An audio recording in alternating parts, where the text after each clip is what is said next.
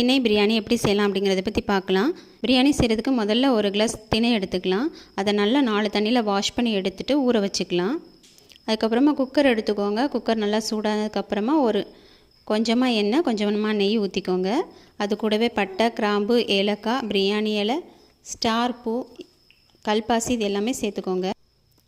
இது கூடவே கட் பண்ணி வச்சுருக்கிற ஒரு பெரிய வெங்காயத்தையும் ஒரு மிளகாவையும் சேர்த்து நல்லா வதக்கிக்கலாம். அதுக்கப்புறமா 1 ஸ்பூன் அளவுக்கு இஞ்சி பூண்டு பேஸ்ட் சேர்த்துக்கோங்க.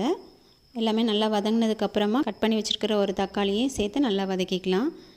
இதுவும் நல்லா சேர்ந்து வதங்கினதுக்கப்புறமா கட் பண்ணி வச்சுருக்கிற கேரட், பீன்ஸ் இதையும் சேர்த்துக்கலாம். இது கூடவே சேர்த்து பட்டாணி, உருளைக்கிழங்கு இதையுமே ஆட் பண்ணிக்கலாம். ரொம்பவே டேஸ்ட் நல்லா தான் இருக்கும். இப்போ கொஞ்சமாக மல்லி இலை, புதினா இலை இதையும் சேர்த்துக்கலாம்.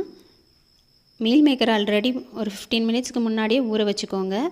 இது கூட சேர்க்கும்போது அந்த தண்ணியை பிழிஞ்சு எடுத்துகிட்டு மீல் மேக்கரை மட்டும் சேர்த்துக்கோங்க. இப்போ மசாலா